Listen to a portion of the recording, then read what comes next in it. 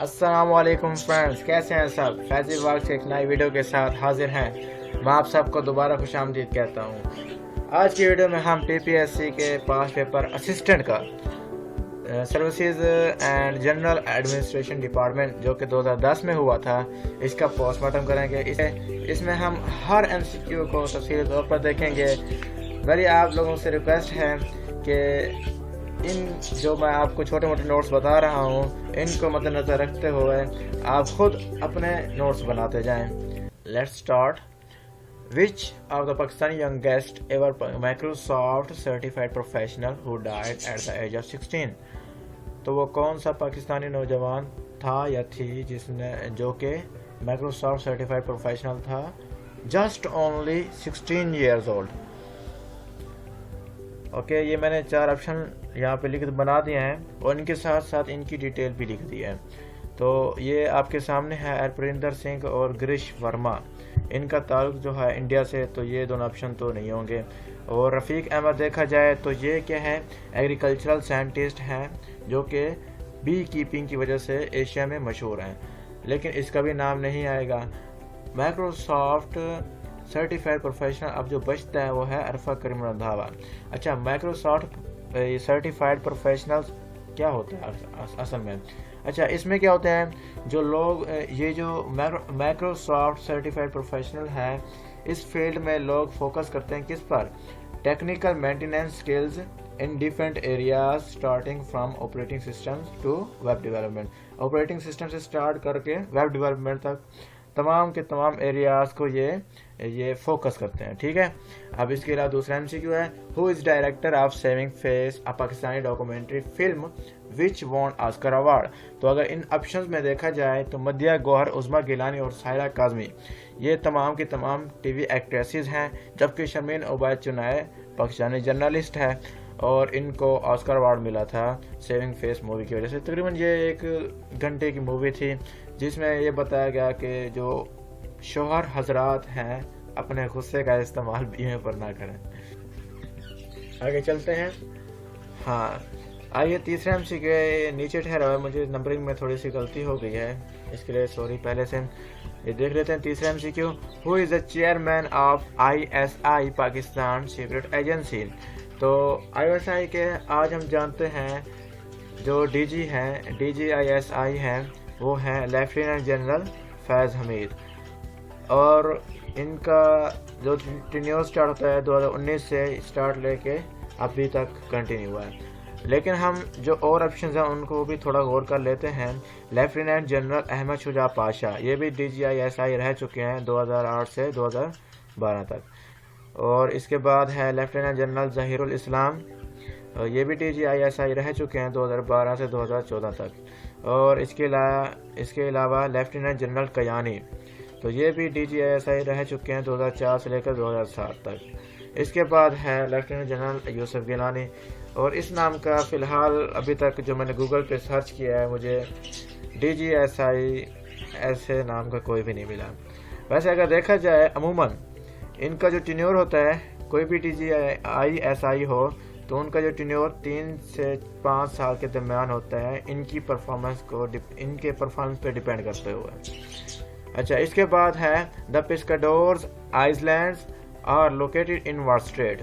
तो ये पिस्काडोर्स आइसलैंड्स या पिंगो आइसलैंड्स, ठीक है, ये कौन सी अबनाए में वाक़या है।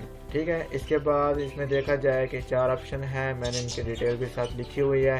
स्ट्रेट्स ऑफ जिब्राल्टार, ये क्या है भी, ये कनेक्ट करते हैं किसको, मेडिटेरेनियन सी और अटलांटिक ओशन को। इसके बाद है स्ट्रेट ऑफ मलक्का, तो ये कनेक्ट करते हैं किसको, मलाय और इंडोनेशिया को। जबकि कोरिया स्ट्रेट नाम से ज़ाहिर है कोरिया और जापान को कनेक्ट करती है, लेकिन जो ताइवान स्ट्रेट है ये चाइना और ताइवान के दरमियान पाई जाती है। नेक्स्ट चलते हैं। This is bordered by Ukraine on the north, Russia on the east, the Crimean peninsula on the west and is connected to the black Sea on the south. तो यहाँ पे देखा जाए मैंने इसमें इसलिए आपकी हेल्प के लिए मैंने पिक्चर भी डाल दी है। तो आपको सबसे पहले पता होना चाहिए कि नॉर्थ, साउथ, वेस्ट, ईस्ट कहाँ होते हैं। ठीक है, तो ये है इसका जवाब। बेसिकली सबसे पहले बता देता हूँ, सी ऑफ अजोव है। वो कैसे है वो देख लेते हैं। This sea is bordered by, ठीक है, यूक्रेन। अब इसको क्या है, यूक्रेन का बॉर्डर लगता है कहाँ पर, on the north, on the north side, ये है आपकी सामने है, ठीक है। Russia on the east, Russia on the east, Russia ये ठहरा हुआ है, ठीक है, आर से मैंने शो कराया है, तो Russia on the east. And next one, the Crimean peninsula on the west, तो ये है क्रीमियन पेनिनसुला जो कि वेस्ट में है, ठीक है, इसके वेस्ट में, इस सी के वेस्ट में है। And is connected to the black sea, जो कि ब्लैक सी के साथ कनेक्टेड है साउथ की तरफ, ठीक है, ये ब्लैक सी है, ब्लैक सी के साथ कनेक्टेड है। अगर आपने और ऑप्शंस को चेक करना हो, देखें सी ऑफ मारमरा, तो ये है ब्लैक सी को कनेक्ट कराता है किसके साथ, एगन सी के साथ। और इसके अलावा अगर देखा जाए आरल सी को, तो ये क्या है, एंड होरिक लेक है कजाकिस्तान और उज़्बेकिस्तान के दरमियान। आप अगर इसको चेक करना चाहो तो गूगल पे आराम से चेक कर सकते हो। और इसके अलावा है सेल्टिक सी, जो कि है भी फ्रांस और आयरलैंड और यूके के दरमियान है, ठीक है। चलें नेक्स्ट चलते हैं। What is the capital of the currency country, Tunisia, okay. तो इसमें भी 4 ऑप्शंस हैं। लुआंडा, इसका जो ये कैपिटल है किसका, अंगोला का।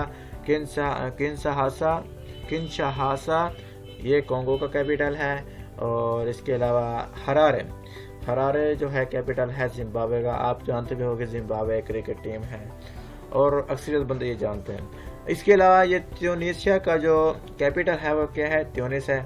इसके आगे हम चलें, what is the currency of Honduras, तो होंडुरास की करेंसी क्या है। होंडुरास का पहले पता होना चाहिए होंडुरास कहाँ है। ये तकरीबन नॉर्थ अमेरिका और साउथ अमेरिका के बिल्कुल दरमियान में पाया जाता है। ये समझो एक कनेक्शन है नॉर्थ अमेरिका और साउथ अमेरिका के दरमियान।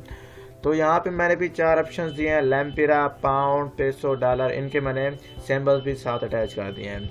अगर देखा जाए लैम्पिरा जो है वो Guatemala, El Salvador, Nicaragua, Panama, Costa Rica वगैरह में ये करेंसी चलती है। इसके अलावा पाउंड हो गया, ये सब जानते हैं, यूके, जिब्राल्टर, स्कॉटलैंड, इंग्लैंड वगैरह में इस्तेमाल होती है। इसके अलावा पेसो जो है वो क्या है, मैक्सिको, बोलिविया, क्यूबा वगैरह में इस्तेमाल होती है। आप जानते हैं कि अमेरिका की करेंसी का नाम डॉलर है, तो क्या है यहाँ पे जो करेंसी है होंडुरास की वो है डॉलर, ओके। नेक्स्ट वन चलते हैं। Located just north of the Mediterranean Sea and between Italy and Greek, this sea is the origin of a famous myth। मैं यहाँ पे आपको एक असूल बताता चलूँ कि जब भी आपसे कोई भी सवाल पूछा जाए, आपने उस सवाल में 2 चीज़ें देखनी होती हैं। एक कि सवाल वाला आपसे क्या पूछ रहा है, दूसरी बात और हमने इसके अंदर क्या मालूम करना है, ठीक है। तो यहाँ पे आपके सामने 4 MCQ हैं, आयोनियन सी, लिगोरियन सी, टेरहनियन सी, उसके बाद है एड्रियाटिक सी। ये आपके सामने है कि आयोनियन सी कहाँ मौजूद है, ठीक है, इटली और ग्रीक के दरम्यान, जो कि हमारा MCQ है, जो भी करेक्ट भी है। और लिगोरियन सी जो है वो तकरीबन मेडिटेरेनियन सी के थोड़ा सा आगे हो जाता है। और टेरहनियन सी जो है वो एड्रियाटिक ये है इटली, सिसिली और इटली के दरम्यान है। और एड्रियाटिक सी जो है वो मोंटेनेग्रो और इटली के दरमियान है। चलें नेक्स्ट चलते हैं। Highest military award of Russia is order of the patriotic war, military cross, Paramvir Chakra, none of these. तो इसमें जो ऑप्शन सही है वो ऑर्डर ऑफ पैट्रियोटिक वार है। क्यों? क्योंकि मिलिट्री क्रॉस जो है वो यूके से ताल्लुक है उसका, और परमवीर चक्र जो है वो हाईएस्ट मिलिट्री अवार्ड है इंडिया का। बाकी इसके नीचे PM गिलानी, जो कि लास्ट MCQ है हमारा। PM Gilani was found guilty for contempt of court sentenced for, इसका जो जवाब है वो 30 सेकंड। अच्छा भाई, ये हजरत साहब कौन है? वज़ीर आज़म यूसुफ रज़ा गिलानी, ठीक है, जो कि साबिक हमारे गुजर चुके हैं। तो इसका जो प्रॉब्लम था वो आपके सामने है कि जब सुप्रीम कोर्ट ने बेनज़ीर और आसिफ ज़रदारी की जो करप्शन के खिलाफ मुकदमात का जो फैसले हुए थे, वो उनकी जो है ना दिफा करते हुए PM गिलानी को आर्टिकल 63 के तहत जो है ना वज़ीर आज़म ओहदे से नाअहल करार दिया था। बाद में क्या हुआ, इनकी अप्रैल 2017 में इनकी नाअहली की जो मुद्दत थी वो ख़त्म होगी और 2018 के इलेक्शन में इनको हिस्सा लेने की इजाज़त दे दी गई। इसके बाद जो ये हमारा लास्ट MCQ था, अगर आपको हमारी ये स्ट्रेटजी बहुत अच्छी लगी है तो हमारे चैनल को सब्सक्राइब करना ना भूलिए और लाइक शेयर और कमेंट भी ज़रूर करें।